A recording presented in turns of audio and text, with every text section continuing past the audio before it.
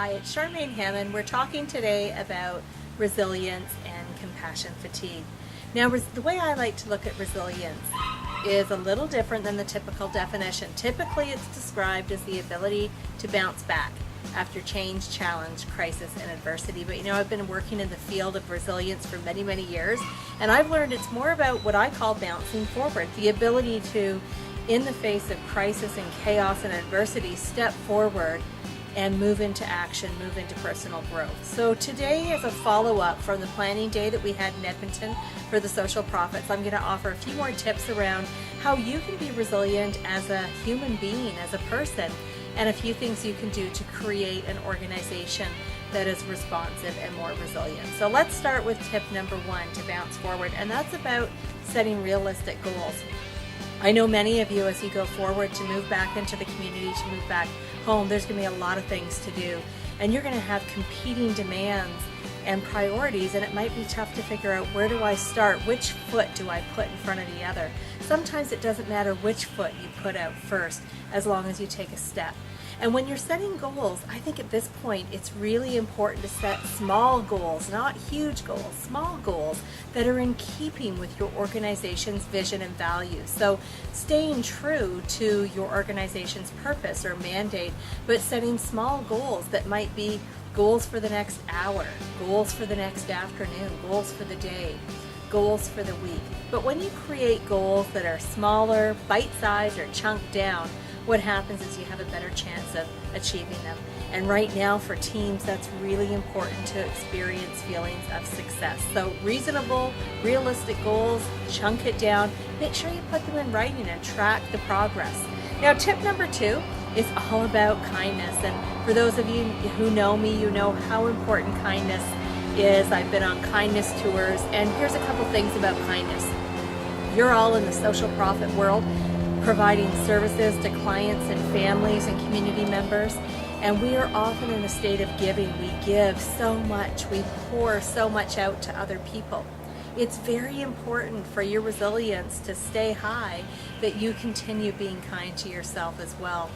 So how we do that is every day kind of waking up in the morning and checking in with your mindset around what kind of day you want to create for yourself and what you're going to do to be kind to yourself. Because I expect what will happen for lots of you is you get back into the throes of work and managing your family, and there's very little time left for you. And at the end of the day, if you've just expended all your energy and love and compassion on other people, you have to make sure that there's something left for you. So make sure that you're doing things every day to be kind to yourself, to replenish, to rejuvenate, and to just have peace and quiet. This is really important. Many of you are just going to be kind of running full speed ahead, and you need some time to catch your breath, and sometimes you just might need time away from people. Now, the third tip that I think is really important is around setting healthy boundaries. Lots of staff in the caregiving professions are uncomfortable with setting boundaries and saying no. And I think now, as we go into our workplaces, as you go into your workplaces, saying no might even feel more uncomfortable.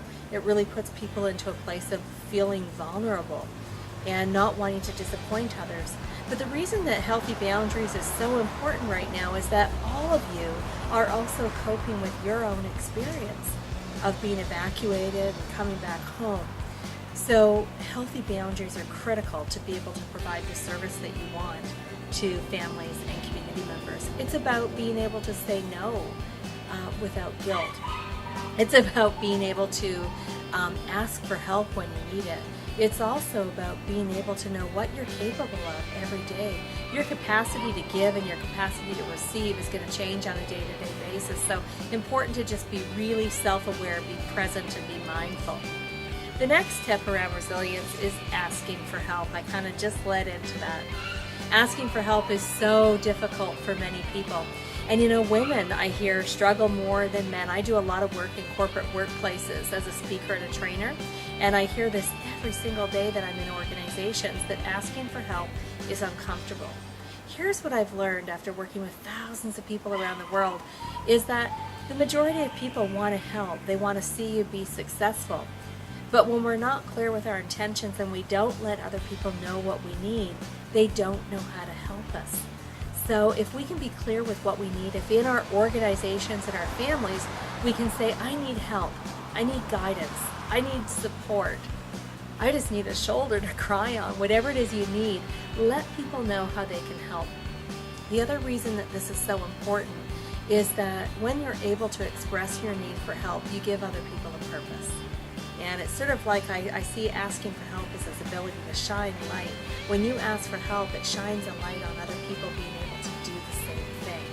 Now, organizationally, this is really critical because as leaders, if we don't demonstrate that sometimes leaders need help and that we have to ask for help, what we do is we create a state of perfection.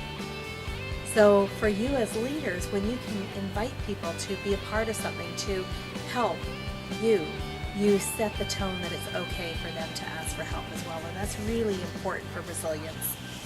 So here's the last tip I want to say is to make sure that you take care of your very basic needs. Making sure that you're hydrated throughout the day, that you get enough sleep, and recognizing that your sleep might be interrupted. Taking time for yourself.